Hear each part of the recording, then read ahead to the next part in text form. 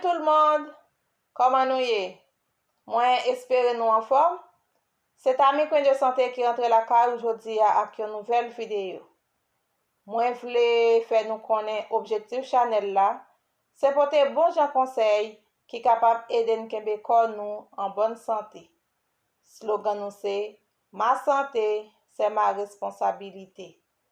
Moi, voulais remercier chaque monde qui fait abonner à la chaîne là. Moi, souhaite ou bienvenue ou la caillou, mettez-vous à l'aise. Moi, voulais remercier tout ancien abonné moi qui toujours aidé me partager vidéo yo. Et ou même, si c'est première fois ou visiter chaîne là, ou pourquoi abonner et ou t'as fait ça, gardez à droite ou après un bouton rouge qui marque s'abonner. Ou peser sur lui et puis activer cloche notification pour qu'on chaque le moment la une nouvelle vidéo. Merci parce que vous faites ça. Jodi a, moi porte pour nous vitamine D ak tout bienfait li yo. Vitamine D, c'est une vitamine liposoluble. Li c'est une hormone yo joine dans alimentation et synthétisé dans corps humain à partir d'un dérivé cholestérol ou ergostérol sous action rayonnement soleil là.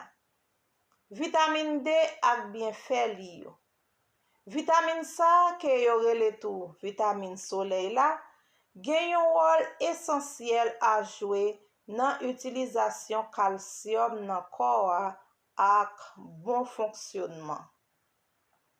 Qui symptôme moun nan pral genyen lèl manque vitamine D? Carence vitamine D ka la cause douleur nan musyo, fatigue ak douleur nan zo kay grand moun à n'importe l'âge. Crampe nan mus yo ka premier symptôme rachitisme kay bébé. Ki kote ou ka jwenn vitamine D nan manger nap manger yo? Nou ka jwenn li en grande quantité nan poisson gras tankou saumon, hareng ou thon.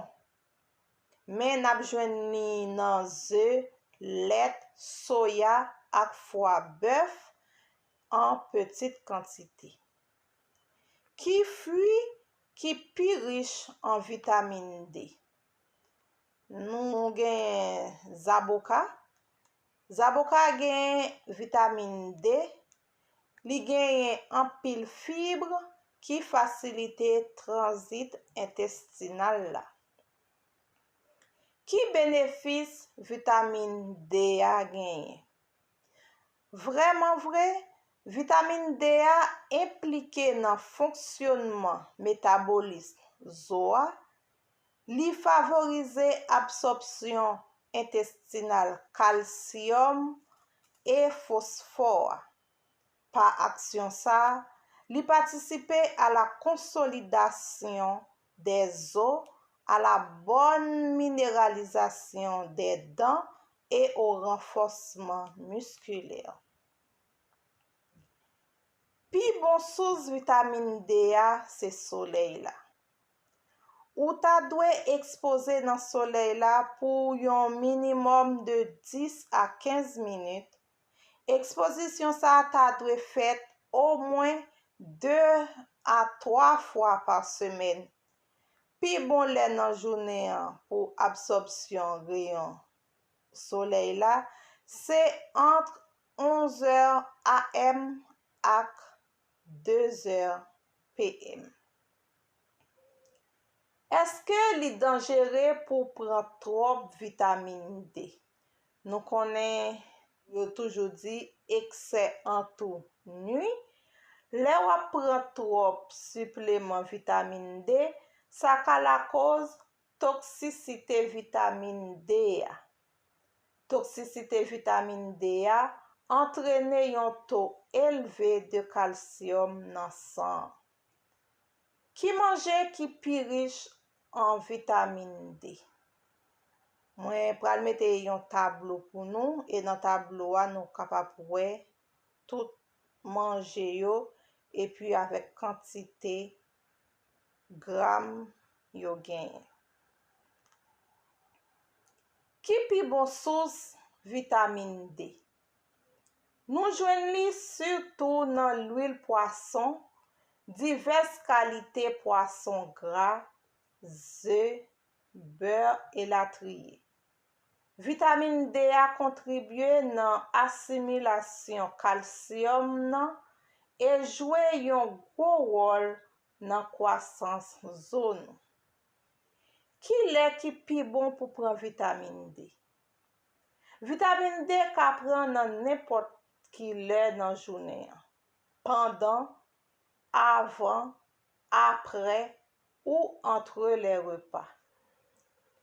Kom li semble ke koa pa ka absorbe plus pase 500 mg kalsiyom a la fwa, li rekomande nou dwe pran supleman yo par dose de 500 mg ou mwes, 2 ou 3 fwa nan jounen avek le repas.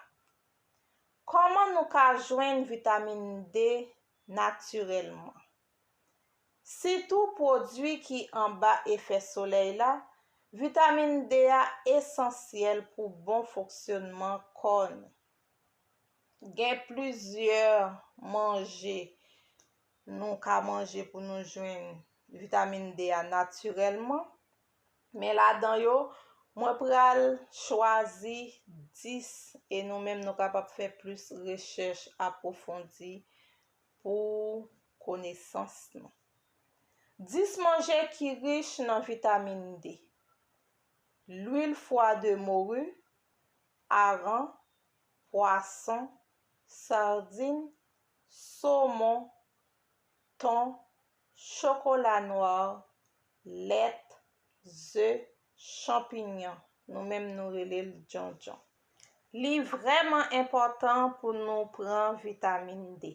Se tout informasyon sa yo mwen te pote pou nou. Mersi paske ou gade videyo myo. Pa bliye, kontinye edem pataje pou plis moun ka jwen konsey sa yo. Toujou sonje slogan ki se, ma santé, se ma responsabilité. Bonne santé à tous, à la prochaine. Bye bye.